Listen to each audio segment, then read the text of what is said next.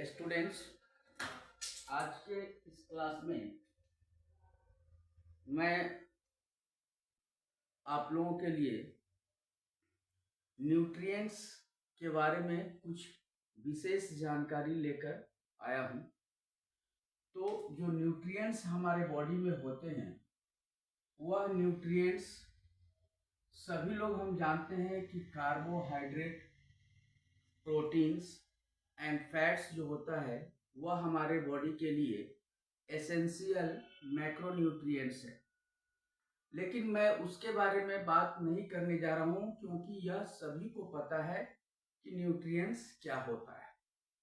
आज मैं ये बात करने जा रहा हूं कि कार्बोहाइड्रेट्स कितने तरह के होते हैं और उसका क्या फंक्शन है, प्रोटीन्स कितने तरह के होते हैं उसका क्या फंक्शन है, और फैट्स कितने प्रकार के होते हैं और उसका क्या फंक्शंस है।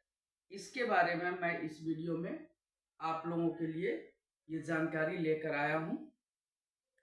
जानकारी लेने से पहले वीडियो में अंत तक बने रहें क्योंकि आधा अधूरा वीडियो देखने से आपकी जिज्ञासा शांत नहीं होगी और आपका नॉलेज भी पूर्ण रूप से हम प्रोवाइड नहीं कर पाएंगे। तो सबसे पहले हम स्टार्ट करते हैं कार्बोहाइड्रेट से। कार्बोहाइड्रेट से हम सबसे पहले स्टार्ट करेंगे। कार्बोहाइड्रेट्स जिसको हम लोग शुगर भी कहते हैं, अब ये कितने तरह का होता है?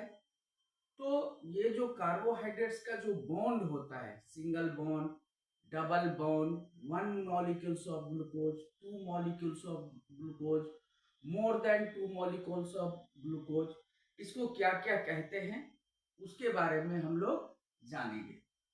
तो सिंगल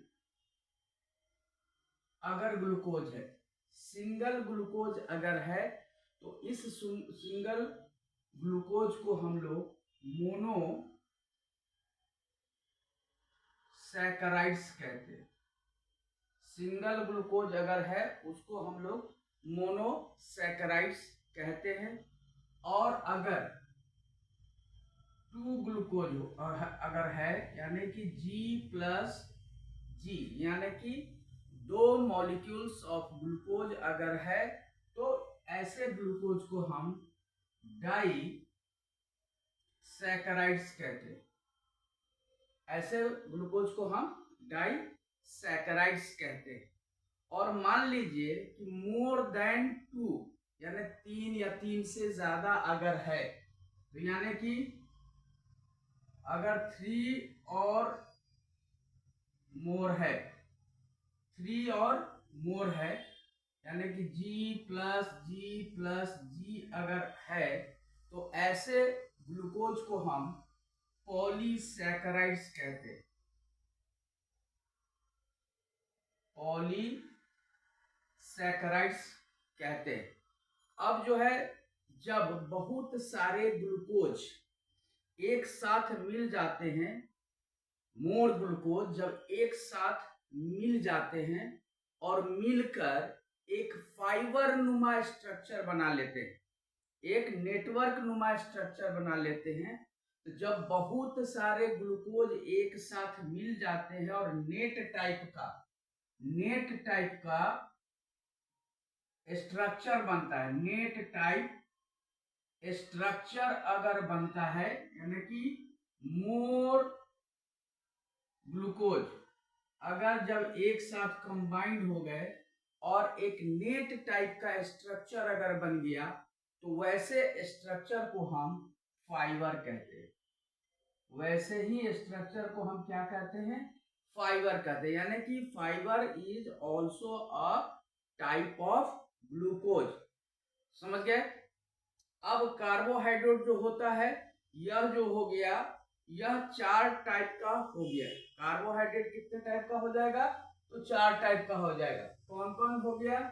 पहला हो गया मोनोसैकराइड्स, दूसरा हो गया डाइसैकेराइड्स, तीसरा हो गया पॉलीसैकेराइड्स एंड चौथा हो गया फाइबर। तो कार्बोहाइड्रेट का जो टाइप्स हो गया यह 4 टाइप्स का हो गया। अब देखिए कार्बोहाइड्रेट में सबसे बड़ा जो भाई होता है, कार्बोहाइड्रेट 3 भाई होता है, तो 3 भाई में जो सबसे बड़ा भाई होता है उसको हम कहते हैं ग्लूकोज। ये सबसे बड़ा भाई है जो फाउंड इन एवरीवेयर, ये हर जगह पाया जाता है। ये हो गया ग्लूकोज। अब बीच वाला भाई, इससे जो छोटा भाई होगा उसको कहेंगे फ्रुक्टोज। ये फ्रुक्टोज जो होता है ये पाया जाता है सिर्फ फ्रूट्स में। फ्रुक्टोज कहाँ पाया जाएगा?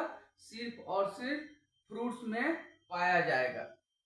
और सबसे छोटा भाई जो होता है उसे हम कहते हैं गैलेक्टोज। सबसे छोटा भाई जो होता है यह होता है गैलेक्टोज, और यह पाया जाता है हमको मिल्क में पाया जाता है। समझ में आ गया? इतना क्लियर हो गया कि हमको ये 3 भाई हो गया ग्लूकोज का, और ये हमको पाया जाता है। सबसे बड़ा भाई हो गया ग्लूकोज जो हर जगह पाया जाता है। दूसरा भाई हो गया फ्रुक्टोज जो सिर्फ फ्रूट्स में पाया जाता है। और तीसरा भाई हो गया गैलेक्टोज जो मिल्क में पाया जाता है। अब हम इसके बाद के स्टेज का बात करते हैं। इसके बाद का जो स्टेज होगा, अब हम बात करेंगे डाइसैकेराइड्स का। अब हम बात करेंगे डाइसैकेराइड्स का। डाइसैकेराइड्स का मतलब हो गया 2 मॉलिक्यूल्स ऑफ ग्लूकोज, यानी कि G+G। तो जब डाइसैकेराइड होगा G+G 2 मॉलिक्यूल्स ऑफ ग्लूकोज होगा, तो ऐसे ग्लूकोज को हम कहेंगे माल्टोज। ऐसे ग्लूकोज को हम क्या कहेंगे? माल्टोज। अब देखो दूसरा G+F, यानी कि 1 molecules of glucose and another molecules of fibre, इसको क्या कहेंगे? इसको कहेंगे सुक्रोज। क्या कहेंगे? सुक्रोज। और यही होता है सिंपल शुगर। सिंपल शुगर जो हम लोग खाते हैं वो यही होता है, ग्लूकोज प्लस फाइबर। ठीक है। अब जो है सो तीसरा होगा ग्लूकोज प्लस Gl। Gl मतलब गैलेक्टोज। तो ग्लूकोज प्लस गैलेक्टोज अगर होगा तो ये होगा लैक्टोज। ये होगा लैक्टोज। और लैक्टोज जो होता है यह एक प्रकार का मिल्क शुगर होता है। यह जो होगा यह एक प्रकार का मिल्क शुगर होगा। तो ये हो गया डाइसैकेराइड। डाइसैकेराइड में क्या हो गया? Maltose, sucrose and lactose. कोई भी कहीं भी क्वेश्चन आता है कि माल्टोज जो है यह कौन सा सैकेराइड्स है, तो आंसर होगा डाइसैकेराइड। डाइसैकेराइड का एग्जांपल अगर पूछ दे तो माल्टोज, सुक्रोज एंड लैक्टोज, ये तीनों जो हो गया यह डाइसैकेराइड हो गया। अब हम बात करेंगे पॉलीसैकेराइड्स के बारे में। अब जो हम बात करेंगे ये होगा पॉलीसैकेराइड्स। ये क्या होगा? पॉलीसैकेराइड्स के बारे में। अब हम बात करेंगे पॉलीसैकेराइड्स के बारे में। तो पॉलीसैकेराइड्स हम जैसा कि पहले भी हम जान चुके हैं कि जब 3 मॉलिक्यूल्स ऑफ ग्लूकोज होगा तब उसको हम पॉलीसैकेराइड्स कहते हैं।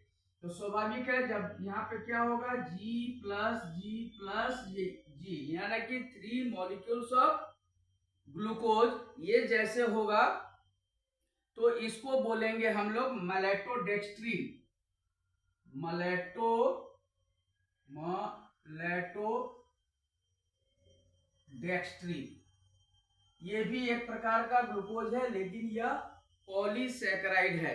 हाँ, इसके कई रूप हो सकते हैं, इसके मेनी टाइप्स हो सकते हैं। पॉलीसेकेराइड्स के कई रूप हो सकते हैं, मेनी रूप हो सकते हैं।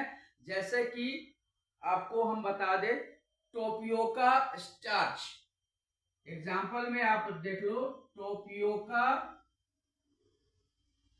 Starch, टोपियोका starch. टोपियोका स्टार्च किसको कहते हैं? टोपियोका स्टार्च कहते हैं हम लोग साबूदाना। साबूदाना जो हम लोग खाते हैं, ये साबूदाना भी क्या है? वन टाइप ऑफ कार्बोहाइड्रेट्स है, वन टाइप ऑफ ग्लूकोज है। दूसरा जो है कॉर्न स्टार्च,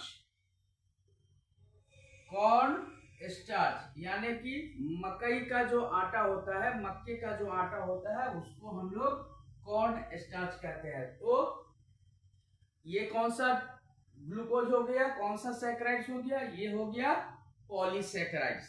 इतना क्लियर हो गया। पॉलीसेकेराइड्स में क्या हो गया? मैलेटोडेक्स्ट्रीन। मैलेटोडेक्स्ट्रीन में एग्जांपल हो गया टोपियाको स्टार्च एंड कॉर्न स्टार्च। अब हम बात करेंगे फाइबर की। अब हम बात करेंगे, डाइसैकेराइड हो गया, पॉलीसेकेराइड हो गया। अब हम बात करेंगे फाइबर की। फाइबर, अब फाइबर में हमने क्या बोला था?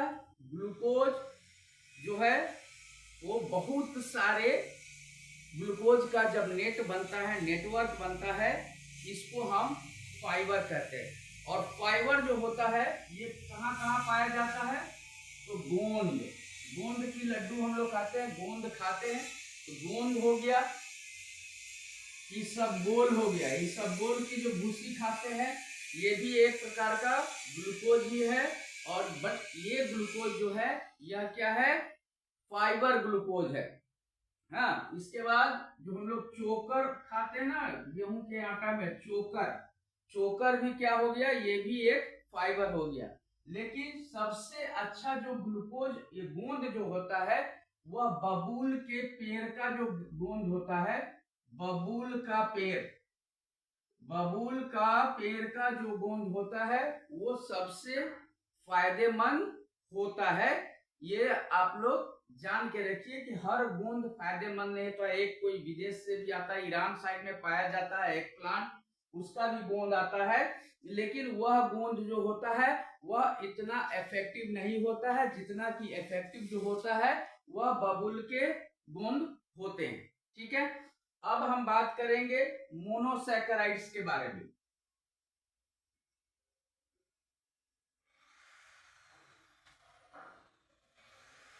अब हम बात करेंगे मोनोसैकेराइड्स।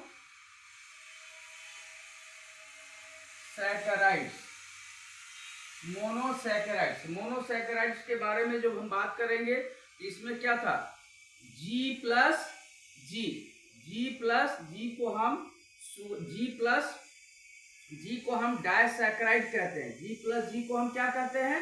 डायसैकेराइड कहते हैं। लेकिन पॉलीसैकेराइड, अब फाइबर जो होता है वह शुगर के डेफिनेशन में नहीं आता है। यानी कि फाइबर अगर डेफिनेशन देना हो, कोई अगर कहे कि फाइबर शुगर है, तो वह शुगर के डेफिनेशन में नहीं आता है। और फाइबर और क्या कहे हैं? फाइबर और ये पॉलीसैकेराइड्स, ये दोनों जो होते हैं ये शुगर के डेफिनेशन में नहीं आते हैं। लेकिन G प्लस जी प्लस जी प्लस जी यह माल्टोडेक्स्ट्रीन के श्रेणी में आता है। यानी कि G प्लस जी प्लस जी प्लस जी यानी कि 4 मॉलिक्यूल्स ऑफ ग्लूकोज जो होता है यह किसकी श्रेणी में आता है? किस कैटेगरी में आता है? यह आता है माल्टोडेक्स्ट्रीन। ये किस श्रेणी में आता है? माल्टोडेक्स्ट्रीन की श्रेणी में यह आता है। जब, लेकिन ये ग्लूकोज नहीं है, लेकिन माल्टोडेक्स्ट्रीन की श्रेणी में आता है। लेकिन जब यह हमारे पेट में जाता है और डाइजेशन की प्रोसेस से गुजरता है, तो सारे ग्लूकोज के जो मॉलिक्यूल्स हैं वह इकट्ठा थे, तब तक तो यह शुगर नहीं था। लेकिन जब डाइजेशन की प्रक्रिया होती है तब यह सारे ग्लूकोज टूटकर अलग अलग हो जाते हैं और तब जाकर यह बन जाता है शुगर। तब यह क्या बन जाता है? शुगर बन जाता है, क्योंकि डाइजेशन में इसका ब्रेकडाउन हो जाता है। अब इसका एग्जाम्पल अगर हम लिखेंगे तो इसका एग्जाम्पल में हम मेज लिख सकते हैं, मेज लिख सकते हैं, राइस लिख सकते हैं। ये सब जो है माल्टोडेक्स्ट्रिन की श्रेणी में आता है। पोटैटो भी लिख सकते हैं, पोटैटो भी लिख सकते हैं, व्हीट भी लिख सकते हैं, समझ गए? व्हीट्स भी लिख सकते हैं। साथ ही साथ जितने भी हम chips, biscuit, curd, processed food खाते हैं, उसको जो गाढ़ा करने के लिए जो चीज का यूज होता है वह माल्टोडेक्स्ट्रिन होता है। यानी कि कोई भी चीज को गाढ़ा करने के लिए जिस ग्लूकोज का यूज किया जाता है वह माल्टोडेक्स्ट्रिन होता है। जैसे हम लोग कोई चीज को गाढ़ा करने के लिए मिर्च का हम लोग पाउडर यूज करते हैं, या मिल्क पाउडर यूज करते हैं, या अदर कोई पाउडर यूज करते हैं, तो ये सब जो चीजें होती है ये सारे के सारे जो होते हैं माल्टोडेक्स्ट्रिन होते हैं, जो कहने में तो शुगर नहीं होते हैं, लेकिन जब यह डाइजेशन के प्रोसेस से गुजरता है तो इसके जो कंबाइंड शुगर हैं वो शुगर एक दूसरे से अलग हो जाते हैं, तब जाकर यह शुगर बन जाता है। तो ये हो गया टाइप्स ऑफ कार्बोहाइड्रेट्स। अब हम बात करेंगे प्रोटीन के बारे में।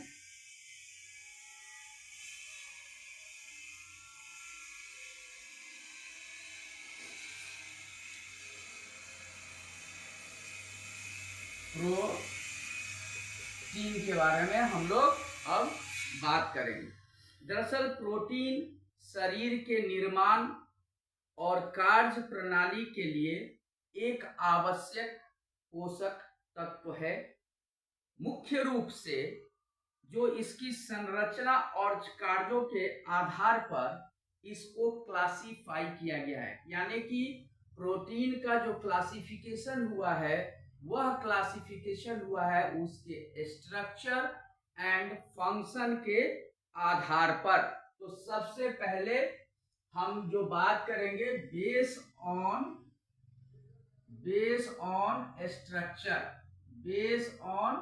स्ट्रक्चर, यानी कि स्ट्रक्चर के आधार पर प्रोटीन का जो क्लासिफिकेशन हुआ है वह किस तरह से हुआ है उसका हम लोग बात करेंगे। तो सबसे पहला जो होगा वो होगा फाइबरस। सबसे पहला जो होगा स्ट्रक्चर के आधार पर जो होगा वह फाइबरस होगा। यह एक धागे की जैसी संरचना वाले होते हैं और शरीर को सहारा देते हैं, शरीर को सहारा देते हैं, यानी कि शरीर को हेल्प करता है, शरीर को क्या करता है? हेल्प करता है। और ऐसे प्रोटीन को हम लोग कहते हैं, एग्जाम्पल में हम कह सकते हैं कोलाजेन का नाम आप लोगों ने सुना होगा। तो कोलाजेन जो है वो क्या है? ये एक फाइब्रस प्रोटीन है। कोलाजेन क्या है? एक फाइब्रस प्रोटीन है। प्लस सेरोटोनिन भी जो है यह एक फाइब्रस प्रोटीन है। तो ये जो है फाइब्रस प्रोटीन यह थ्रेड लाइक स्ट्रक्चर होता है, जिसको प्रोटीन को स्ट्रक्चर के आधार पर इसको बांटा गया है। अब दूसरा जो होगा वो होगा ग्लोबुलेट्स, यानी कि गोलाकार। ग्लोबुलेट्स यानी कि वैसा प्रोटीन जो गोल है, यह मुड़ी हुई संरचना वाले होते हैं। यह गोल मुड़ी हुई, गोल कैसे कोई होगा? जब कोई चीज इनवर्ड्स फोल्ड होगा तब वह जाकर गोल होगा। तो जितने भी एंजाइम्स एंड हार्मोन्स के रूप में पाए जाते हैं प्रोटीन, वो सब कुछ जो होता है वो सारा का सारा प्रोटीन जो होता है वो ग्लोबुलेट्स होता है, गोलाकार होता है। और यह फंक्शन करता है like a enzyme and hormone. क्योंकि एंजाइम और हार्मोन भी एक प्रकार का प्रोटीन है, लेकिन यह ग्लोबुलर प्रोटीन है, यानी कि गोलाकार प्रोटीन्स है, इसलिए इसके इस तरह से बांटा गया है, इसको इस तरह से बांटा गया है। अब जो है कंपोजिशन के आधार पर, ये तो हो गया स्ट्रक्चर के आधार पर प्रोटीन को दो भागों में क्लासिफाई किया गया है। पहला जो है वह फाइब्रस, जो हेल्प करता है बॉडी को, सहारा देता है, यानी कि कोलाजन, सेरोटोनिन, और दूसरा जो होता है ग्लोबुलेट्स होता है, गोलाकार होता है, यह एंजाइम और हार्मोन्स को प्रोवाइड करता है। हार्मोन्स और एंजाइम्स के रूप में हमारे शरीर में मौजूद होते हैं। अब इसके बाद जो हम बात करेंगे, ये बात करेंगे हम लोग कंपोजिशन के आधार पर। इसके बाद का जो स्ट्रक्चर आएगा, प्रोटीन का टाइप्स आएगा, वो आएगा base on composition, base on composition. अब कंपोजिशन के आधार पर प्रोटीन को कई भागों में बांटा गया है। तो सबसे पहले जो आएगा, सबसे पहला होगा, ये होगा सिंपल प्रोटीन। सिंपल प्रोटीन जो पहला जो होगा वो होगा सिंपल प्रोटीन। यह प्रोटीन जो होता है, यह अमाइनो एसिड से बनता है। यह क्या होता है? अमाइनो एसिड से बनता है। यह प्रोटीन किससे बनेगा? इसके लिए रॉ मटेरियल जो चाहिए वो क्या चाहिए? अमाइनो एसिड्स चाहिए। जैसे कि एग्जाम्पल में हम इसको कह सकते हैं, एग्जाम्पल में एल्ब्यूमिन। एल्ब्यूमिन एक ऐसा प्रोटीन है जो अमाइनो एसिड से बना हुआ है। अब दूसरा होगा कॉन्जुगेटेड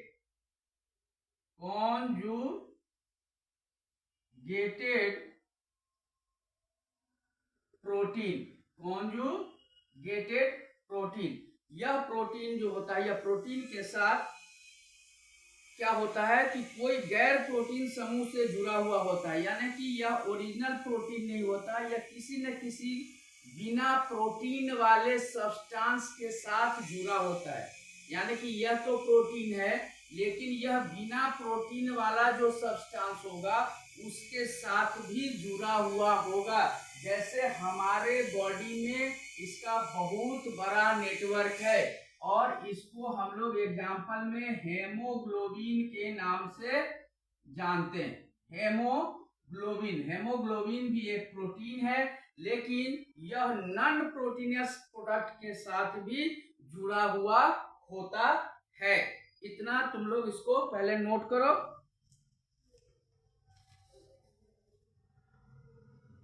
हो गया। अब जो होता है, अब फंक्शंस के आधार पर, ये तो हो गया, पहला क्या था? स्ट्रक्चर के आधार पर। दूसरा क्या हो गया? कंपोजिशन के आधार पर। अब तीसरा जो होगा वह फंक्शन के आधार पर प्रोटीन होगा।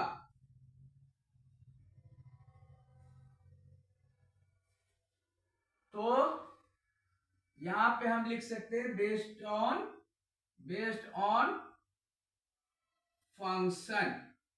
फंक्शन के आधार पर। तो फंक्शन के आधार पर जो होता है, यह प्रोटीन सबसे पहला होगा, प्रोटीन वो होगा एंजाइम्स। सबसे पहला जो प्रोटीन होगा वह एंजाइम्स होगा। जैसे कि हम लोग डाइजेस्टिव एंजाइम में पढ़ते हैं, पेप्सिन, एमाइलेज, ये सब जो प्रोटीन हुआ, यह एंजाइम्स के आधार पर इस प्रोटीन को बांटा गया है। दूसरा होता है स्ट्रक्चरल प्रोटीन्स। स्ट्रक्चरल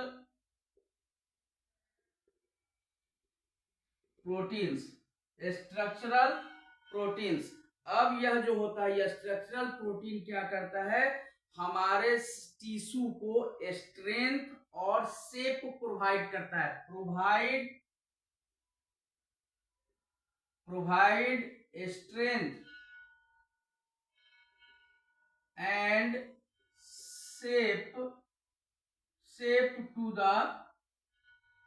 टिश्यूज, यह हमारे टिश्यूज को स्ट्रेंथ और शेप प्रोवाइड करता है। जैसे एग्जांपल में हम इसको कह सकते हैं केराटिन। केराटिन जो है यह क्या है, स्ट्रेंथ प्रोवाइड करने वाला प्रोटीन है। साथ ही साथ कोलाजेन, यह भी हमारे टिश्यू को स्ट्रेंथ प्रोवाइड करने का मतलब है कि हमारे बॉडी को स्ट्रेंथ प्रोवाइड करता है। तीसरा होता है ट्रांसपोर्ट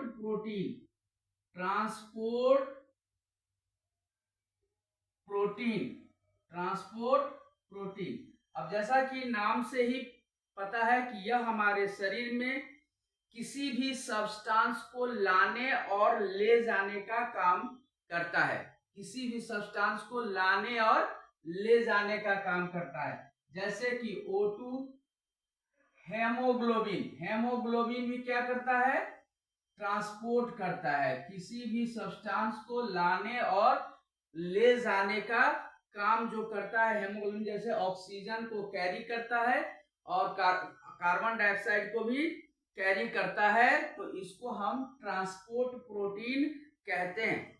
चौथा में होगा हॉर्मोन्स।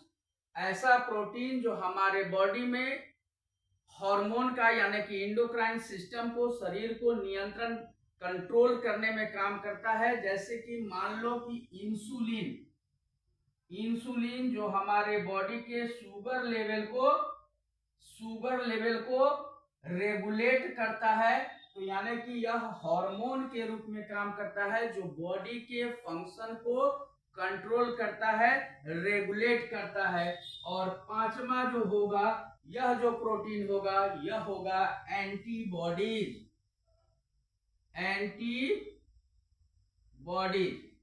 यह प्रोटीन जो है यह एंटीबॉडीज है। यह हमारे शरीर में संक्रमण और वायरस से हमारे शरीर की रक्षा करता है, यानी कि protect from viruses, bacteria and other infectious agents, यानी कि किसी भी प्रकार का इन्फेक्शियस एजेंट जो है वह हमारे शरीर की रक्षा करता है। अब देखो इतना हो गया, इसको नोट डाउन कर लो।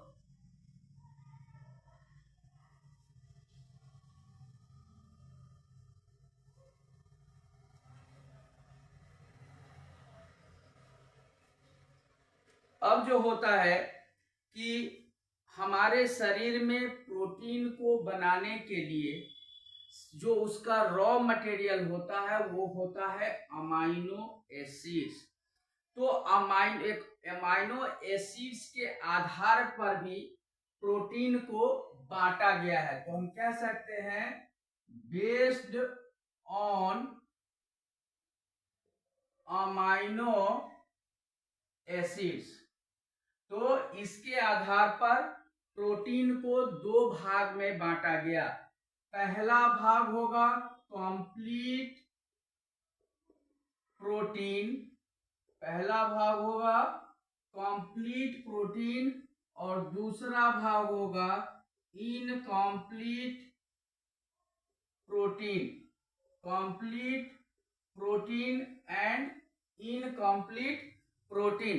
अब जैसे कि वैसा प्रोडक्ट, इनमें सबसे वैसा प्रोडक्ट जिसमें हमने पहले वीडियो में बताया है कि अमाइनो एसिड हमारे बॉडी में प्रोटीन बनाने के लिए 20 अमाइनो एसिड्स की जरूरत होती है, जिसमें 11 अमाइनो एसिड्स हमारे बॉडी में ऑलरेडी प्रेजेंट होता है। इसीलिए उस 11 अमाइनो एसिड्स को हम नॉन एसेंशियल अमाइनो एसिड्स कहते हैं।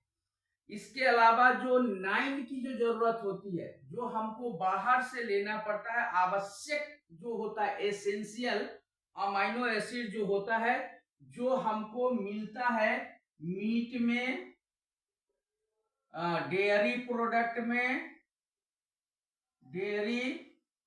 में, राइस में, पल्स में, सोयाबीन में, इन सब चीजों में हमको क्या मिलता है? कंप्लीट प्रोटीन की पूर्ति होती है। कंप्लीट प्रोटीन की पूर्ति होती है, इसीलिए इसको कंप्लीट प्रोटीन कहते हैं। लेकिन अब जैसे कि इसमें कुछ ऐसे तत्व है, जैसे राइस एंड पल्स, इसमें टोटल के टोटल 9 अमाइनो एसिड नहीं पाए जाते। लेकिन जब हम राइस और पल्स एक साथ खाते हैं, मिलाकर खाते हैं, तब जाकर हमको टोटल 9 अमाइनो एसिड्स हमको पूरा हो जाता है। लेकिन सोयाबीन जो होता है, यह सोयाबीन एक ऐसा नेचुरल प्राकृतिक सीड्स है। वो जो सोया बरी, हम लोग जो सोयाबीन आए गर्म पानी में डाल के सब्जी में डाल के खाते हैं, उस सोयाबीन की बात मैं नहीं कर रहा हूँ। वो सोयाबीन जो सीड्स के रूप में पाया जाता है, जो राजमा के जैसा होता है, उस सोयाबीन में हमको कंप्लीट 9 अमाइनो एसिड मिलता है। कंप्लीट 9 अमाइनो एसिड मिलता है, इसीलिए सोयाबीन को कंप्लीट प्रोटीन प्रोडक्ट कहते हैं। समझ में आ गया? अब इनकम्प्लीट प्रोटीन प्रोडक्ट उसको कहते हैं जिसमें कुछ अमाइनो एसिड की मात्रा पाई जाती है। कुछ अमाइनो एसिड की मात्रा पाई जाती है। समझ में आ गया? यानी कि पूरा अमाइनो एसिड नहीं होगा, लेकिन उसकी कुछ मात्रा जो होगी वह पाई जाती है, इसीलिए इसको incomplete amino acid, incomplete protein की कहते हैं। जैसे पल्स, अगर खाली पल्स ले लें तो पल्स में टोटल नहीं, 9 में से 7 मिलेगा, 2 नहीं मिलेगा। नट्स भी हम लोग खाते हैं, तो इसमें टोटल अमाइनो एसिड नहीं मिलेगा, कुछ अमाइनो एसिड मिलता है। ग्रेन्स, इसमें भी हमको पूरा अमाइनो एसिड्स नहीं मिलता है, कुछ अमाइनो एसिड्स मिलता है, इसीलिए इसको हम इनकम्प्लीट प्रोटीन कहते हैं। अब देखो, मानव के शरीर में होता क्या है, वजन का लगभग जितना वेट है उसका 20%, वेट का 20% प्रोटीन का नीड होता है। किसी भी इंसान में 20% नीड होता है। जितना आपका वेट है, उस वेट के 20% अगर आपको प्रोटीन की जरूरत पड़ती है, और तब जाकर आपका बॉडी बैलेंस होता है। यानी कि अकॉर्डिंग टू वेट, ठीक है, हम कह सकते हैं अकॉर्डिंग टू वेट 0.8 ग्राम से 1 ग्राम तक, टू 1 ग्राम पर